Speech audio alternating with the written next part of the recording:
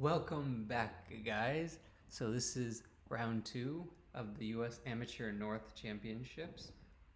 This is the tournament I played super recently, about 2 weeks ago. And if you haven't seen round one, watch round one before jumping into this game. But for this game, I got the white pieces. And again, I'm playing someone who is a lot higher than me. I'm rated about 1550, and this guy is rated 1800. So the opponent I was facing in round two is named Ahmed Ilyasov, and he's a little 10-year-old kid. So all these kids at the tournament are very dangerous, especially when you're in a under 2200 section and they're rated 1800. I was definitely not rated this high. I've never been rated 1800. So for a 10-year-old to be rated this high is very impressive. Well, let's start the game. So the game started off with e4. I pretty much always go e4. I rarely go d4, but I should eventually incorporate d4 or c4 into my repertoire. He played e5, which is very standard, controlling the center. I'm controlling the center, and we have a fight for the center. I continue to add pressure to the center, attacking the pawn. He defends the pawn, and we could either go into, there's about a couple main lines that I like to play. So Italian is very common at the beginner level. You could play Ruy Lopez, or you could play like Scotch. Those are all very viable options. I tend to play like Bishop b5 and go into a Ruy Lopez, because who doesn't like Spanish games? Okay, so now we entered a Ruy Lopez, and he kicks the bishop. I move it back to maintain this attack on the white knight. If I take it, I can mess up the pawn structure. Usually it hangs around. And then he plays knight f6, and I want to completely avoid any messy complications because I don't want to enter a Berlin. I don't want to enter a Marshall. So I play just d3, protecting the pawn, solid, and he plays b5, and I move the bishop. So now it's on this long diagonal. Sometimes this gets traded off, but you can't jump into this square too soon because this pawn's hanging. So usually this pawn is played up and then the knight routes. Then you have something like this, and then this pawn can come forward. This bishop usually comes here and they castle. Similar strategy for a strategy for white can be like moving this bishop out here. This knight can reroute here and you castle. So generally, that's kind of the basic plans in this Ruy Lopez. So he plays bishop to e7. So all this is very standard, has been played multiple times. And I castle, he castles. Right now, it's totally even. And then I play a4. So a4 is a very common idea to just bust open the queen side, and and also like h3, a4, sometimes d5 or d6 is played, depending on whether black wants to put the bishop outside of the pawn chain or keep it within the pawn chain. And he fianchettos his bishop. Then I can develop my bishop to going bishop to g5. And he plays d6. So he solidifies his pawn chain, but he really traps this bishop in. So the bishop, it's kind of limited in its mobility. The only reason it has is to take, but I don't want to trade that off right away. I kind of just moved it out there to develop it. And I play rook e1. Okay. So right now it's very even. and he comes forward with a move going b4. So I don't want him to really clamp down with a5, and he'll get a really solid hold in my position, and it's going to be really hard for the knight to come out this way if that happens. So the knight's going to have to jump in this way. So I played a5 instead of having him play it. So kind of really fixing these pawns, and you kind of have some imbalances. So any imbalance is basically a target in the position, a weakness in the position that you kind of want to add pressure to, and so eventually an idea would be to try to attack this pawn weakness, or make sure this knight moves away so I could attack this pawn weakness. He moves his king away, which basically means he's trying to push forward eventually with f5. So now he's completely off this long diagonal, and his rook's supporting a push here. Now he has to move this eventually and then get that in, but I think it's a little too slow here. So then I played knight bd2 to get my other knight in. One idea I have is to reroute it to here, to here, to here, and then get this is a very nice outpost for that knight. Also an idea is to reroute it from knight to here, or to here. So like it's very flexible, this setup, especially when you're controlling these light squares in the center. And both these bishops are very weak. So right now, I mean, they can open up. This bishop, just one knight move away from opening up and controlling this long diagonal here. So he comes out here, and his idea is to come to this f4 square, and he's also opening up this attack, opening up these bishops for the bishop to jump into the game. So I just retreated my bishop. I didn't want to trade it or anything, because this bishop obviously has more scope, controlling more dark squares than this bishop right now. This bishop was, before that knight moved, was very limited in its mobility. It couldn't move anywhere. So this knight jumps in, and I continue my plan, because I could pretty much ignore that. I didn't think he would be aggressive enough to push forward. Like, this would be a pretty aggressive pawn push, but even if he did come here, I could play here and then still control these light squares and jumping into f5. So I continued with my plan, rerouting the knight. He played bishop back, and not sure if that was the most accurate. He probably could have busted forward with f5 here. I think that would have been a better time to play it. This would have been a really good time to play it. And this idea just seems like it's going to take a long time to reroute this whole bishop, and I definitely liked my position after a lot of his bishop maneuvers. So my idea here is to continue to add pressure to this knight. So if takes, I'm up a pawn.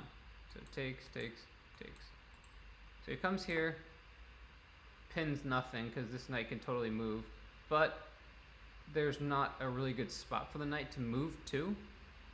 So I kind of just took there and ignored it because I saw capture, and if he captures, I don't have to mess up my pawn structure.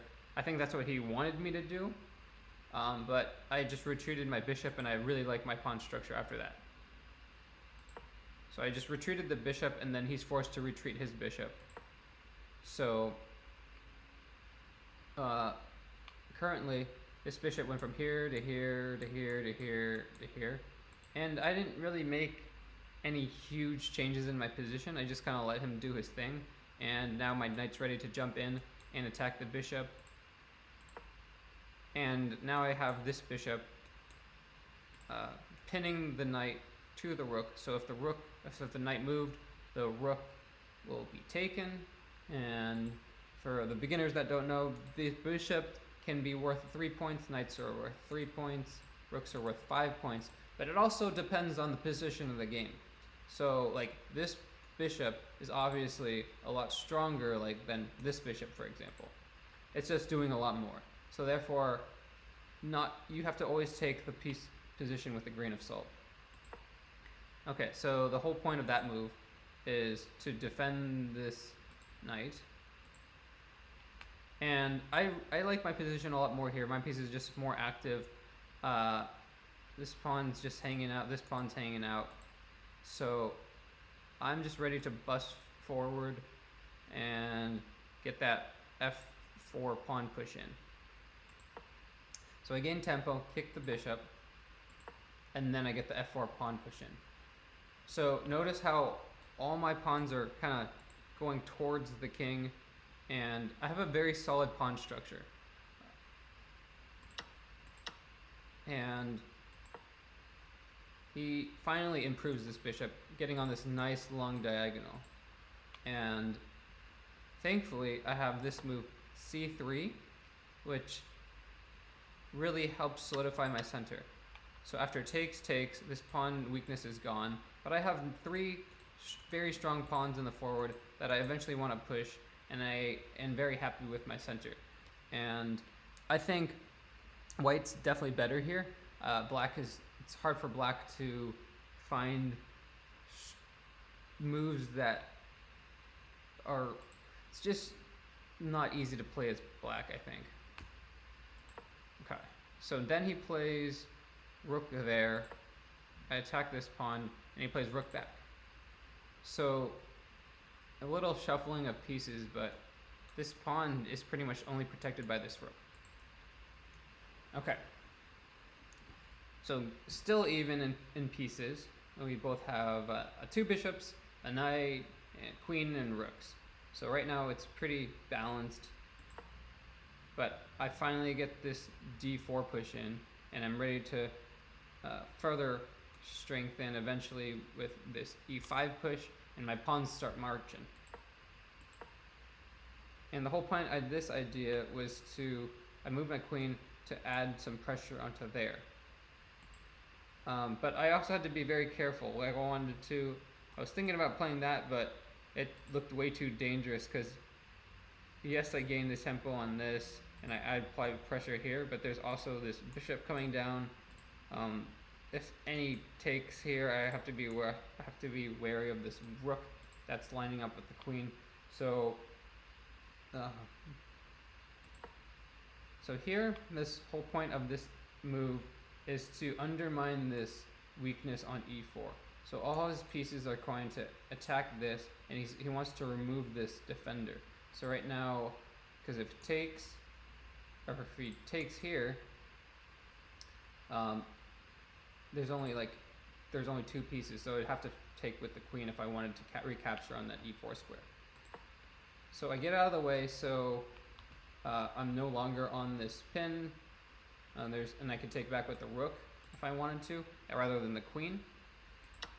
So he takes there, I take back, and he played this rook to a7, which isn't the most accurate move. The analysis bar says black is already losing, and the best move is to reroute to knight to e7. Also, he could play moves like f6 to prevent me from playing e5 ever. And then I had this idea to reroute my bishop. Since he gave me pretty much like a free move, I don't understand the point of that move at all. It doesn't really do much. If he wants to control this file, he could just come that way, or this rook pretty much doesn't do much on this a7 square. It pretty much just protects that pawn. So my idea is to come back and swing my bishop to this a4 square, where it's going to pin this knight to the queen, and all these pieces are lined up on this diagonal.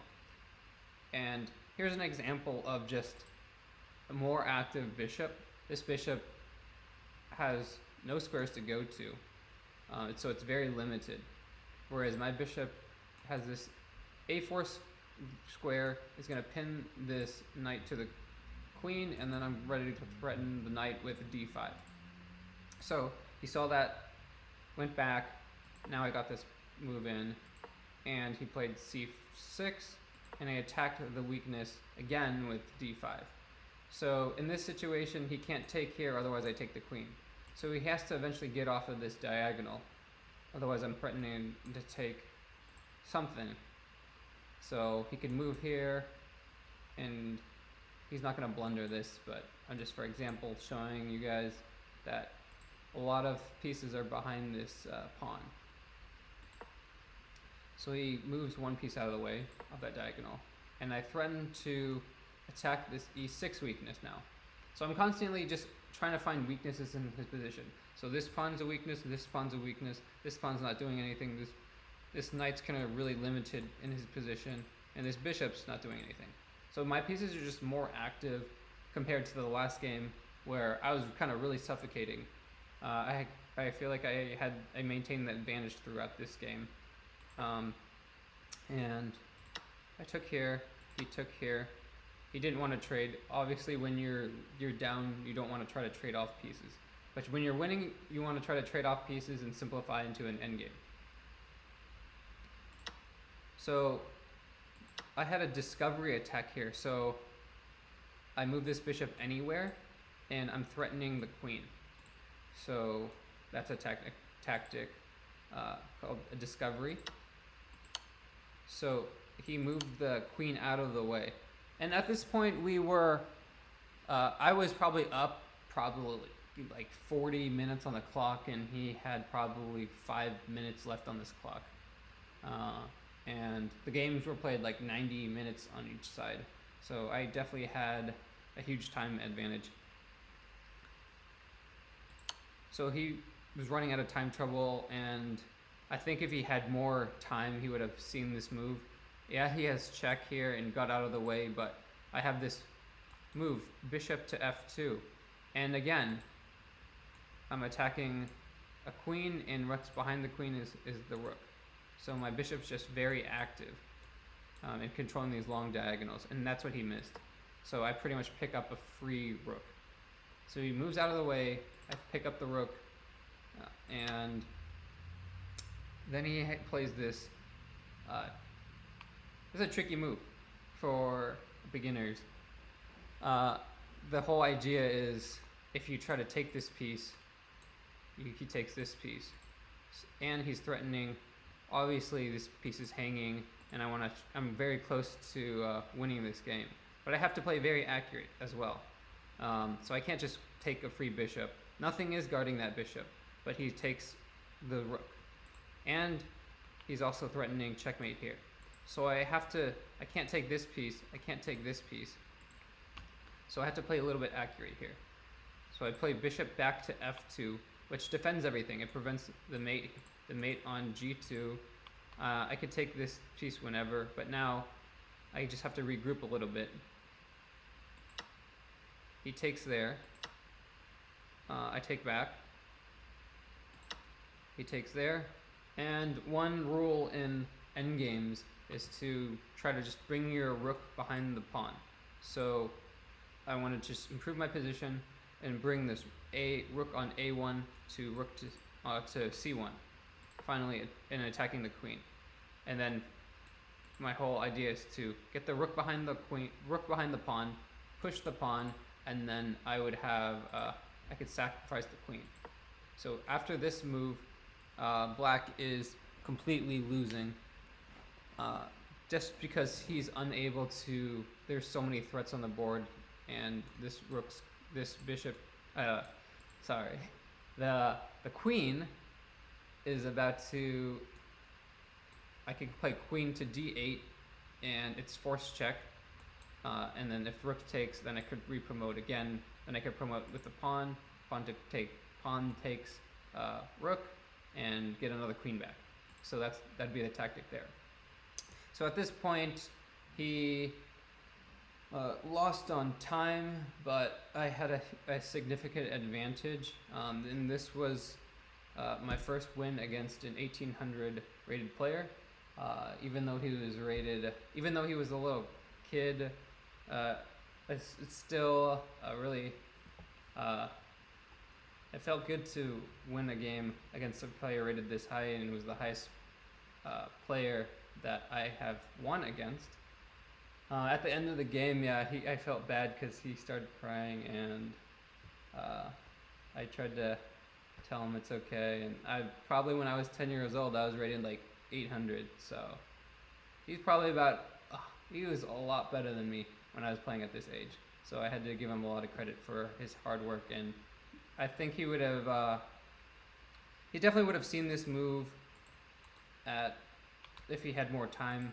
But I think some of his plans, especially with this bishop rerouting, could have been a little bit more accurate. Like he had this bishop idea, which I don't think was the most accurate. And then other moves like the rook coming from here, when he could have got f5 in, could have been a little bit more accurate. But definitely a tough match. And thanks for tuning in, guys. And I'll see you in game 3.